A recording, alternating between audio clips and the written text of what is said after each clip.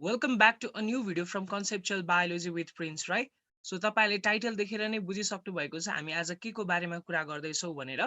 So मैले केही दिन अगाडि जुलोजीको भिडियो हालेको थिएँ सेकेन्ड इयरको, जसमा चाहिँ मैले तपाईहरुलाई केही टिप्सहरू शेयर गरेको थिएँ। अब तपाईले यदि पढ्नु भएको छैन भने कहाँबाट सुरु गर्ने, कसरी पढ्न थाल्ने, हाउ टु स्टार्ट अप भन्ने कुरा। सो आज हामी यही तरिकाले बोटिकको लागि पनि कसरी सुरु गर्ने, कहाँदेखि पढ्ने, केबाट क्वेशन्सहरू आउन सक्छ र के क्वेशन्सहरू चाहिँ हामीले छोड्न सक्छौँ, या अर्को क्वेशन्सहरू छ कि छैन, हामीले चुज गर्नुपर्ने सिलेक्सनका क्वेशन्सहरू छ कि छैन, एउटा च्याप्टर पढ्दाखेरि अर्को च्याप्टर छोड्न मिल्ने खालका प्रोबेबल क्वेशन्सहरू छ कि छैन, त्यस्तो टपिकहरू भन्ने कुराहरूको आज यो भिडियोमा हामी डिस्कस गर्नेछौँ।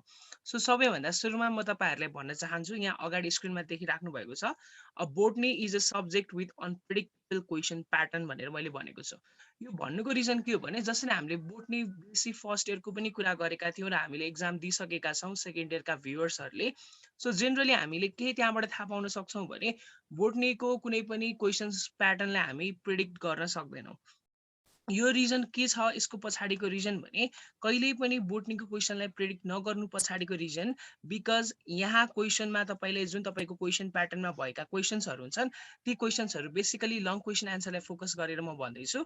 लङ क्वेशन एन्सरलाई फोकस गरेर दिने क्वेशन्सहरू जुन छ त्यसमा सिलेक्सन जुन तपाईले यो गर्दाखेरि अर्को सिलेक्सन गरेर अर्को चुज गरेर तपाईले बीचमा त्यो एउटा क्वेशनलाई छोडेर अर्को क्वेशन गर्न पाउनुहुन्छ। जस्तै जुलोजीको कन्डिसनमा, माइक्रोबायोलोजीहरूको कन्डिसनमा, बोटनीमा कहिलेकाहीँ त्यो सिलेक्सन तपाईहरुलाई नदिन सक्छ। So I have considered it here as a subject with unpredictable question pattern. अब हामीले बोटनी सेकेन्ड इयरमा पढ्नुपर्ने कोर्स टाइटलहरू त जेनरली एन्जियोस्पर्मसँग रिलेटेडै हो। एन्जियोस्पर्मको हामी क्लासिफिकेसनको कुरा गर्छौँ, त्यहाँभित्र क्लासिफिकेसनबाट धेरै क्वेशन्सहरू आउँछ है। +2 को लेभल अब एउटा तपाईहरुलाई के पनि याद हुनु पर्यो भने धेरैजनाको सोचाइ कस्तो हुन्छ भने B.Sc सेकेन्ड इयरको कोर्स +2 सँग के गर्छ, म्याच खान्छ। B.Sc सेकेन्ड इयरको कोर्स +2 सँग म्याच खान्छ, त्यही भएर म लास्ट आवरमा मात्र पढ्छु किनभने मलाई +2 को केही कुराहरू त याद छ र लास्ट आवरमा बोटनीको केही कभर गर्यो भने आइहाल्छ जस्तो भ्रम तपाईहरुलाई हुन्छ।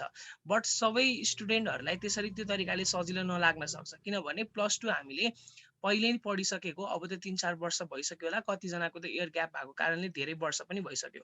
सो यसरी तपाईले त्यो मेन्टालिटीले अहिलेदेखि आफूलाई प्रिपेयर गर्दै हुनुहुन्छ भने please first you need to change that mentality. किनभने B.Sc सेकेन्ड इयरको कोर्स +2 सँग मिले पनि तपाईहरुले त्यसको बारेमा डेप्थमा अलिकति भए पनि बढी B.Sc सेकेन्ड इयरमा पढ्नुपर्ने हुन्छ र तपाईको त्यही अनुसारको एन्सर एक्जामिनरले पनि खोज्छ। सो त्यो मेन्टालिटीबाट तपाईहरु बाहिर निस्केर अब पढ्न थाल्नुपर्ने हुन्छ। ओके, सो हामीले पढ्नुपर्ने कुराहरू के भने मैले एन्जियोस्पर्मको एउटा त क्लासिफिकेसन र एउटा कुरा याद राख्ने, क्लासिफिकेसनमा हामीले कुनै पनि प्रकारको साइन्टिस्टहरूले अथवा बोटनिस्टहरूले दिएका क्लासिफिकेसन +2 लेभलमा पढेका थिएनौँ। बेन्थम हुकर अनि कन्क्वेस्टको छ, त्यस पछाडि APJ first, APJ second, APJ third classification जति पनि छन् सिस्टमहरू यो हामीले +2 लेभलमा पढेका हुँदैनौँ। त्यही भएर एन्जियोस्पर्मको फर्स्ट यो क्लासिफिकेसन हाम्रो लागि न्यू हुन्छ र यो क्लासिफिकेसन तपाईले पढ्दाखेरि चाहिँ एकदमै बुझेर पढ्नुपर्ने हुन्छ र एकदमै यो झ्याउलाग्दो खालको पोर्सन पनि हो। सँगसँगै तपाईले एन्जियोस्पर्मको क्लासिफिकेसन पछाडि फ्यामिली रिप्रेजेन्टेटिभहरू पनि पढ्नुपर्ने हुन्छ। अराउन्ड 10 फ्यामिलीज तपाईले डिटेलमा पढ्नुपर्ने हुन्छ जुन +2 लेभलमा हामीले जम्मा 3-4टा मात्र पढेका हुन्छौँ। र त्यही एन्जियोस्पर्मको रिलेटेड तपाईले फिजियोलोजी पढ्नुपर्ने हुन्छ, साइटोलोजी अथवा सेल बायोलोजी र यहाँ सेल साइकलको र सेल डिभिजनको बारेमा हामी पढ्छौँ र त्यसैको जेनेटिक्स पढ्नुपर्ने हुन्छ र एन्जियोस्पर्म प्लान्टहरूको नै हामीले इम्ब्रियोलोजी र एनाटोमी पढ्नुपर्ने हुन्छ। सो यसरी तपाईको एन्जियोस्पर्ममा नै रहेर यो B.Sc सेकेन्ड इयरको कोर्स चाहिँ डिजाइन छ र जुनमा चाहिँ तपाईको लगभग 80% +2 को कन्टेन्टले पुग्छ, तर पनि बाँकीको 20% चाहिँ तपाईले अलिकति बडी नलेज गेन गरेर पढ्न पर्ने हुन्छ। तर मैले अघि भनेको जस्तै तपाईँ त्यो भ्रममा चाहिँ नबस्नुस् कि B.Sc सेकेन्ड इयरको कोर्स +2 सँग मिलेको छ, त्यही भएर +2 को कुराहरू मलाई याद छ अलिअलि भए पनि टर्म्सहरू याद छ, त्यही भएर पछि एकैचोटि एक्जाम आउने बेला मात्र हेर्छु भनेर चाहिँ नबस्नुस्। किनभने पछि तपाईले एकैचोटि क्वेशन्सहरू पल्टाएर हेर्नु हुँदाखेरि तपाईलाई नै एक तरिकाको मेन्टली तपाईहरु डिस्टर्ब हुन सक्नुहुन्छ। किनभने यो पनि पढेको छैन, यो पनि पढेको छैन, यो कहाँ छ, यस्तो त +2 मा थिएन भन्ने खालको फिलिङ आउन सक्छ। सो अब तपाईलाई स्याड भइरहेको होला कसरी स्टार्टअप गर्ने भनेर। अब मसँग आइडिया छ, पक्कै पनि प्रिन्सको च्यानल हेर्छु, प्रिन्सले भन्छ आइडिया भनेर तपाईले सोचिराख्नु भएको छ। Okay, so this one is you. Okay, हामी अब क्वेशन प्याटर्नको कुरा गरौँ। सो क्वेशन प्याटर्नको कुरा गर्दाखेरि बोटनी फर्स्ट इयर र बोटनी सेकेन्ड इयरको क्वेशन प्याटर्न फरक छ। अब ग्रुप A को जब हामी कुरा गर्छौँ नि, यसबाट 4टा लङ क्वेशन एन्सर दिन्छ, हामीले गर्नुपर्ने 4 10 जा 10 मार्क्सको क्वेसन 4टै गर्नु पर्यो 14 जा 40 भयो टोटल मार्क्स ओके। अब यो ग्रुप ए को फिक्स क्वेसन हुन्छ है, कहाँबाट कस्तो क्वेसन आउँछ भनेर फिक्स हुन्छ।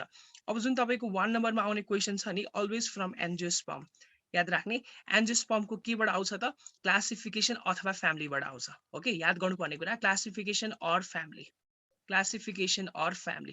अब बुझ्नुपर्ने कुरा यहाँ छ है, तपाईँको यो 1 नम्बरको क्वेसनमा नि तपाईँले एन्जियोस्पर्मको कि त क्लासिफिकेसनको मात्र क्वेसन सोध्छ कि त फ्यामिलीको मात्र क्वेसन सोध्छ एउटा ट्रेन्ड अनुसार। तर तपाईँलाई कहिलेकाहीँ एन्जियोस्पर्मको क्लासिफिकेसनको क्वेसन पनि दिन्छ र सँगसँगै तपाईँलाई फ्यामिलीको क्वेसन पनि दिन्छ र तपाईँले त्यो क्वेसन बिचमा अर भेटाउनुहुन्छ र तपाईँलाई जुन सजिलो लाग्छ तपाईँले त्यही गर्नुपर्ने हुन्छ। तर it is not compulsory that you need to get or between the classification and family। कहिलेकाहीँ क्लासिफिकेसन र फ्यामिली बिचमा और नसोध्न पनि सक्छ। सो त्यही भएर मैले माथि नै भनेको it is the unpredictable question pattern है, subject with the unpredictable question pattern. अब नम्बर 2 मा तपाईँले हेर्नुहुन्छ भने नम्बर 2 मा चाहिँ तपाईँले फिजियोलोजीबाट क्वेसन पाउनुहुन्छ। अब यो फिजियोलोजीबाट पनि कहिलेकाहीँ कस्तो हुन्छ भने जस्तै रेस्पिरेसन र सँगसँगै फोटोसिन्थेसिसको बिचमा कहिलेकाहीँ और सोध्छ, कहिलेकाहीँ प्लान्ट फिजियोलोजीको क्वेसनबाट तपाईँलाई और नसोध्न पनि सक्छ, अथवा कहिलेकाहीँ फोटोसिन्थेसिस र रेस्पिरेसन सँगसँगै अरमा तपाईँलाई प्लान्ट हर्मोन पछाडिको जुन टपिकहरू छ त्यो प्लान्ट हर्मोनबाट पनि तपाईँहरूलाई क्वेसन चाहिँ सोध्न सक्छ। सो यसरी तपाईँको कुनै पनि प्रेडिक्सन छैन कि प्लान्ट फिजियोलोजीको रेस्पिरेसन सोध्छ भने फोटोसिन्थेसिस नसोध्न सक्छ, फोटोसिन्थेसिसबाट सोध्यो भने प्लान्ट हर्मोन नसोध्ला। यो तरिकाको तपाईँको के हुँदैन त एक तरिकाको स्योरिटी हुन सक्दैन। सो नम्बर 3 मा चाहिँ हामी कुरा गर्छौँ। नम्बर 3 मा कुरा गर्दाखेरि हामीले साइटोलोजी र जेनेटिक्स ओके, साइटोलोजी र जेनेटिक्सको कुरा गर्छौँ। सो यदि तपाईँलाई जेनेटिक्सबाट क्वेसन सोधेको छ भने साइटोलोजीबाट चाहिँ सोध्दैन, तर तपाईँले कहिलेकाहीँ साइटोलोजी अर जेनेटिक्स भनेर एउटा जेनेटिक्सको क्वेसन दिन्छ, अर्को साइटोलोजी बेस्ड क्वेसन दिन्छ। साइटोलोजी बेस्ड क्वेसन आयो भने तपाईँहरू भाग्यमानी सोच्नुहोस्, किनभने अहिलेसम्म धेरै जसो साइटोलोजीको क्वेसन सेल डिभिजन भन्दा बाहेकको सोधेको छैन। त्यही भएर तपाईँले सेल डिभिजन मजासँग पढ्नु भयो भने जेनरली मियोसिस सेल डिभिजनमा पनि मियोसिस राम्रोसँग पढ्नु भयो भने तपाईँको ब्याचमा जेनेटिक्स र साइटोलोजीको बिचमा अर क्वेसन आयो अथवा जेनेटिक्सको क्वेसन नआइकन साइटोलोजीको क्वेसन आयो भने तपाईँले इजिली एटेम्प्ट गर्न सक्नुहुन्छ। सो नम्बर 4 मा छ यसमा जेनरली एनाटोमीको क्वेसन सोध्ने एउटा फिक्स, तर कहिलेकाहीँ तपाईँलाई इम्ब्रियोलोजीसँग अर सोध्न सक्छ अथवा कहिलेकाहीँ एनाटोमी नसोधिकन इम्ब्रियोलोजीको क्वेसन सोध्न सक्छ। सो यसरी हेर्नुहोस् त माथि 1 2 3 4 क्वेसनलाई जब हेर्छौँ नि हामी कि त एन्जियोस्पर्मको क्लासिफिकेसन अर फ्यामिलीको बिचमा दुईटा क्वेसन सोधेर अर राखेको हुन्छ, कहिलेकाहीँ चाहिँ क्लासिफिकेसन र फ्यामिलीको एउटै मात्र क्वेसन सोध्छ। त्यसै गरी प्लान्ट फिजियोलोजीको 2 नम्बरको क्वेसनमा तपाईँलाई रेस्पिरेसन र फोटोसिन्थेसिस बिचमा ग्याप छोडेर कहिलेकाहीँ क्वेसन अरमा सोधेको हुन्छ, अथवा कहिलेकाहीँ प्लान्ट हर्मोनकै क्वेसन मात्र पनि तपाईँले हालिदिन सक्छ। र त्यसै गरी नम्बर 3 को क्वेसन साइटोलोजी र जेनेटिक्समा दुईटामा अर दिन सक्छ, अथवा जेनेटिक्सको मात्र पनि सोध्न सक्छ, साइटोलोजीको मात्र पनि सोध्न सक्छ। र नम्बर 4 एनाटोमीको जेनरली धेरै क्वेसन सोधिरहेको देखिन्छ, तर कहिलेकाहीँ एनाटोमीको नसोधिकन इम्ब्रियोलोजीको क्वेसन पनि तपाईँले हालिदिन सक्छ। अब यो 1 2 3 4 क्वेसनमा यसरी हेर्दाखेरि पक्कै पनि तपाईँले दुईटा जति अर्थ पाउनु पर्ने हो क्वेसनमा, तर पनि कहिलेकाहीँ कुनै इयरहरूमा चाहिँ 1 2 3 4 क्वेसनमा एउटा पनि अर नसोधिकन दिन सक्छ। जस्तै एन्जियोस्पर्मको तपाईँलाई फ्यामिलीको क्वेसन सोध्यो रे, क्लासिफिकेसन अरमा दिएन रे। प्लान्ट फिजियोलोजीको तपाईँलाई फोटोसिन्थेसिसको एउटा क्वेसन सोध्यो, रेस्पिरेसन र प्लान्ट हर्मोनबाट अर दिएन रे। र नम्बर 3 को साइटोलोजी एन्ड जेनेटिक्सबाट तपाईँलाई साइटोलोजीको क्वेसन सोध्यो, जेनेटिक्स अरमा दिएन रे। र सँगसँगै नम्बर 4 मा पनि एनाटोमी र इम्ब्रियोलोजीको क्वेसन सोद्धाखेरि एनाटोमीको मात्र क्वेसन सोध्यो, इम्ब्रियोलोजी अरमा दिएन भने। सो यसरी पनि यो प्याटर्नले पनि क्वेसन दिन पाउँछन् टिचरहरूले। सो तपाईँको एउटा कुनै हार्ड एन्ड फास्ट रुल छैन केबाट क्वेसन दिने र केबाट स्किप गर्ने भनेर। जोलोजीमा चाहिँ त्यस्तो खालको ट्रेन्ड छ, मैले जोलोजीको अलरेडी त्यो भिडियो बनाइसकेको छु, तपाईँले हेर्न सक्नुहुन्छ। सो त्यही भएर मैले भन्न खोजेको यहाँबाट के हो भने question pattern of botany is unpredictable. यो त ग्रुप ए को क्वेसन भयो है, ग्रुप ए को क्वेसन भयो। तर यति कुरा यहाँबाट ढुक्क हुनुहोस् कि जस्तै तपाईँ एन्जियोस्पर्मको क्लासिफिकेसनको क्वेसन तपाईँले अरमा पाउनु भएन फ्यामिलीसँग, र क्लासिफिकेसनकै क्वेसन 1 नम्बरमा पाउनु भयो भने फ्यामिलीको क्वेसन मेबी 5 मार्क्समा या 2 मार्क्समा सोध्न सक्छ तल ग्रुप बी र ग्रुप सीमा। त्यसै गरी फिजियोलोजीको क्वेसन तपाईँले प्लान्ट हर्मोनको पाउनु भएन 10 मार्क्समा, रेस्पिरेसनको पाउनु भयो भने प्लान्ट हर्मोनसँग रिलेटेड क्वेसन तपाईँले पक्कै पनि ग्रुप बी या ग्रुप सीमा चाहिँ पाउन सक्नुहुन्छ। त्यही same goes for cytology and genetics as well and anatomy or embryology as well. Okay, group B को कुरा गरौँ। ग्रुप बीमा तपाईँको टोटल क्वेसन्सहरू तपाईँले 10 वटा एटेम्प्ट गर्नुपर्ने हुन्छ, 2 मार्क्सको 5 मार्क्सको। ओके ल यहाँ हेर्नुहोस् त ग्रुप ए को कतिवटा 4 वटा क्वेसन 10 मार्क्स को र तपाईले अब यहाँ 10 वटा क्वेसन चाहिँ दिएको हुन्छ ओके 8 वटा चाहिँ अटेम्प्ट गर्नुपर्ने हुन्छ 8 5 जा कति भयो 40 भयो सो यसरी तपाईले ग्रुप ए र ग्रुप बी को कुरा गर्नुहुन्छ भने तपाईले टोटल कतिवटा सल्भ गर्नुपर्ने हुन्छ 80 मार्क्स को सल्भ गरिसक्नु पर्ने हुन्छ ग्रुप ए र ग्रुप बी गरेर सो 8 5 जा 40 भयो यहाँ तपाईले 10 वटा क्वेशन्स दिएको हुन्छ जसमध्ये तपाईले जेनरली 8 वटा चाहिँ सल्भ गर्नुपर्ने हुन्छ 8 5 जा 40 भइहाल्यो सो यहाँ भित्र चाहिँ तपाईले जुन मैले अगाडि माथि भनेको छु ग्रुप ए मा अरमा नसोधेको प्रोबेबल क्वेशन्सहरु चाहिँ तपाईले ग्रुप बी मा सोध्न सक्छ र ग्रुप सी अर्को हुन्छ ग्रुप सी नै भिन्नता छ अलिकति यसमा नै ग्रुप सी मा चाहिँ पहिला फर्स्ट इयरमा अलिकति फरक 2.5 मार्क्स को आउँथ्यो भने अब तपाईले यहाँ 2 इन्टु 10 वटा ओके 10 वटा सल्भ गर्न पर्ने हुन्छ 2 10 जा 20 भयो तपाईलाई क्वेशन्स 12 वटा सोधेको हुन्छ 12 वटा क्वेशन्स मध्ये 10 वटा सल्भ गर्नु पर्ने हुन्छ 2 मार्क्स को सो 2 10 जा 20 भयो यसरी 40 प्लस 20 गरेर तपाईको टोटल 100 मार्क्स को तपाईले अटेम्प्ट गर्नुपर्ने हुन्छ यो तपाईको बीएससी सेकेन्ड इयर बोटनीमा सो यो भयो तपाईको क्वेशन प्याटर्न अब हाउ टु स्टार्ट अब कहाँदेखि पढ्ने कुन च्याप्टर पढ्ने के छ च्याप्टरमा पढ्नु पर्ने कुराहरु त्यो भन्छु ल मेरो पर्सनल एक्सपिरियन्स र मेरो पर्सनल रिकमेन्डेसन को आधारमा मात्र मैले भनेको तपाईहरुले आफ्नो तरिकाले नै पढ्न पनि सक्नुहुन्छ so better start from embryology and anatomy भनेको छु इम्ब्रियोलोजीबाट किन सुरु गर्नु भनेको भने इम्ब्रियोलोजी सबैभन्दा छोटो पोर्सन हो बोटनी बीएससी सेकेन्ड इयरको त्यही भएर इम्ब्रियोलोजीबाट स्टार्ट गर्नु कहिलेकाहीँ यहाँबाट लङ क्वेशन आन्सर पनि बन्छ मैले भनिसके ग्रुप ए को नम्बर 4 मा त्यही भएर इम्ब्रियोलोजी पढ्न सक्नुहुन्छ त्यहाँ तपाईले सिम्पल पढ्नु पर्ने माइक्रोस्पोरोजेनेसिस मेगास्पोरोजेनेसिस त्यसपछि त्यहाँबाट पोलन ग्रेन्सहरुको डेभलपमेन्ट अनि त्यसै फर्टिलाइजेसन अनि प्यालिनियोलोजी को बारेमा पढ्नुहुन्छ अनि डिफरेन्ट यस्तै यस्तै टर्महरुको बारेमा पढ्नुहुन्छ इम्ब्रियोलोजी को भित्र अब एनाटोमी को कुरा गर्ने हो भने एनाटोमीबाट धेरै म्याक्सिमम सोधिरहेको हरेक वर्ष सेकेन्डरी ग्रोथै हो र यो सेकेन्डरी ग्रोथ हामीले 4 वटा स्पेसिस को पढ्नु पर्छ सम्झिन सक्नुहुन्छ ट्रिक को लागि ब्यान्ड